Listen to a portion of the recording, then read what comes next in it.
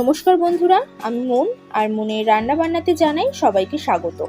রথযাত্রার স্পেশাল পর্বে আজকের রেসিপি গজা।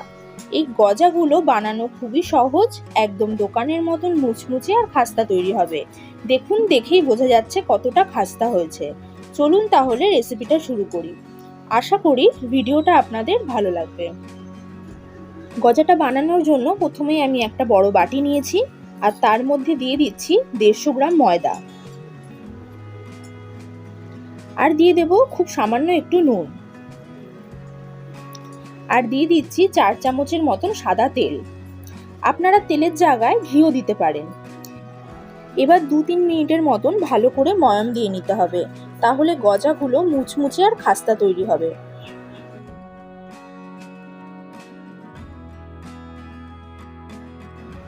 যখন দেখবেন ময়দাটা হাতের মুঠোয় চলে আসছে তখন ভাববেন ময়াম দেওয়া হয়ে গেছে। এবার অল্প অল্প জল দিয়ে ময়দাটা ভালো করে মেখে নিতে হবে। ডোটা খুব বেশি শক্ত বা নরম করা যাবে না, যেভাবে আমরা রুটি করার সময় ডো তৈরি করি সেরকম ভাবেই মেখে নিতে হবে।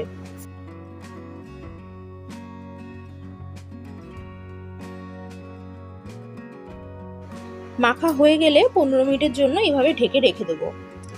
15 মিনিট পর এবার ভালো করে আরো একবার মেখে নিতে হবে।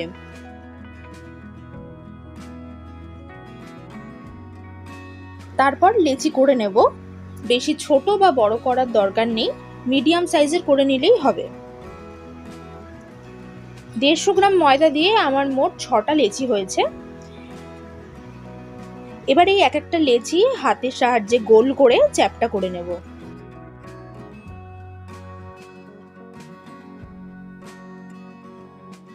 সবগুলো এরকম ভাবে করে নেওয়া হয়ে গেলে এবার রুটির মতন করে বেলে নিতে হবে।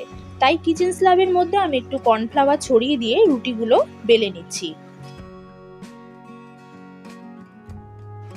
কর্নফ্লাওয়ার দেওয়ার কারণে গজাগুলো বেশ মুচমুচে আর খাস্তা তৈরি হয়, আর খেতেও খুবই ভালো লাগে। দেখুন কতটা পাতলা করে বেলে নিয়েছি। এরকম পাতলা করে সব রুটিগুলো বেলে নিতে হবে।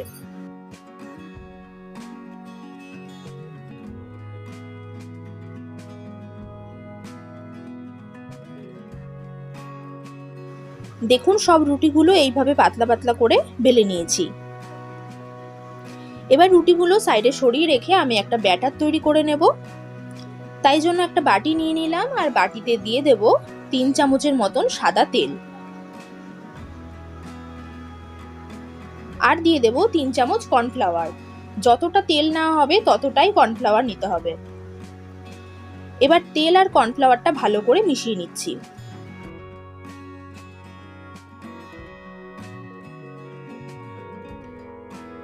এবার একটা রুটি পেতে নিলাম। এই রুটিটার ওপরে যে ব্যাটারটা বানিয়ে রাখলাম সেটা কিছুটা দিয়ে ভালো করে হাত দিয়ে মাখিয়ে নিতে হবে, যেন কোনো জায়গায় ফাঁকা না থাকে। ভালো করে সব জায়গা মাখিয়ে নিতে হবে।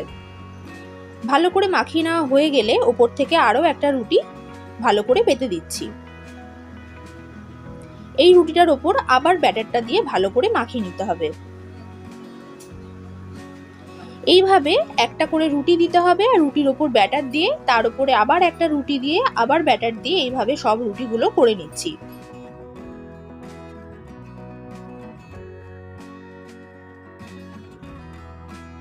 সবার শেষে একটা রুটি দিয়ে তার উপর যেটুকু ব্যাটার ছিল সব ব্যাটারটুকু দিয়ে ভালো করে মাখিয়ে নিচ্ছি।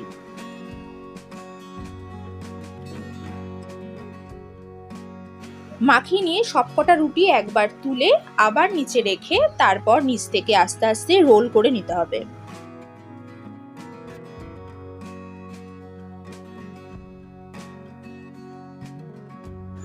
রোল করা হয়ে গেলে হাত দিয়ে একটু এইভাবে চেপে দিতে হবে, যাতে ভালো করে মুখগুলো বন্ধ হয়ে যায়। এবার একটা ছুরির সাহায্যে সাইডের অংশগুলো কেটে বাদ দিয়ে দিচ্ছি। এবার ছোট ছোট টুকরো করে কেটে নিতে হবে।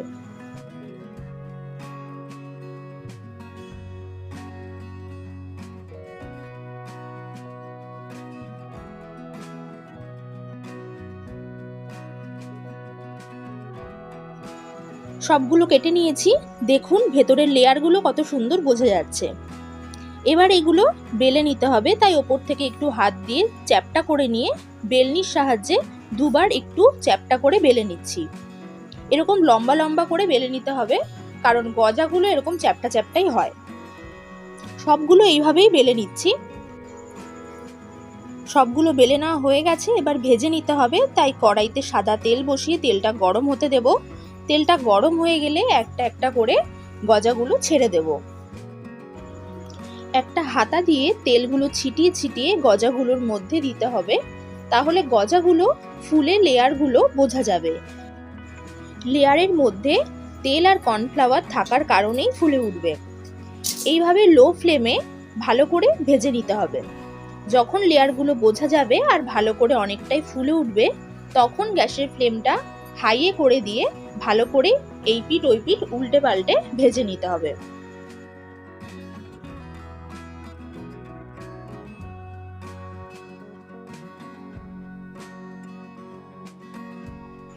ভালো করে ভেজে নেওয়া হয়ে গেছে, দেখুন লেয়ারগুলো কত সুন্দর বোঝা যাচ্ছে।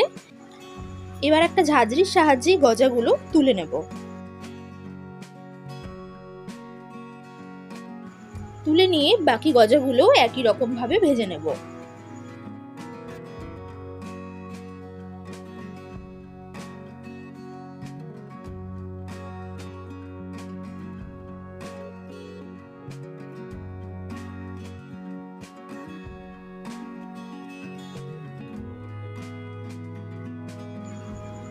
সবগুলো ভেজে নেওয়া হয়ে গেছে, এবার শিরা বানিয়ে নিতে হবে। তাই জন্য কড়াই বসিয়ে নিয়েছি আর কড়াইতে দিয়ে দিচ্ছি 150 গ্রাম চিনি। আর যতটা চিনি দেওয়া হয়েছে ঠিক তার অর্ধেক জল দিয়ে নিতে হবে।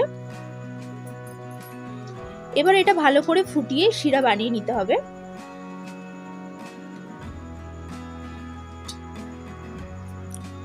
বারবার নাড়তে হবে যেন নিচে লেগে না যায়। নাড়তে নাড়তে শিরা তৈরি হয়ে যাবে। একটু হাতায় করে তুলে দেখে নিতে হবে, যদি এরকম চিটচিটে ব্যাপার হয়ে যায় তখন বুঝতে হবে শিরাটা রেডি হয়ে গেছে।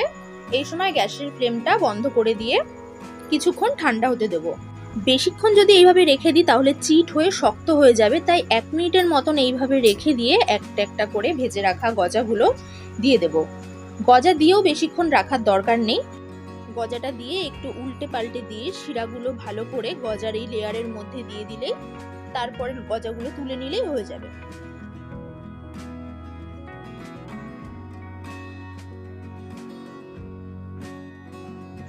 এইভাবে সব গজার মধ্যে শিরাগুলো মাখিয়ে নেব।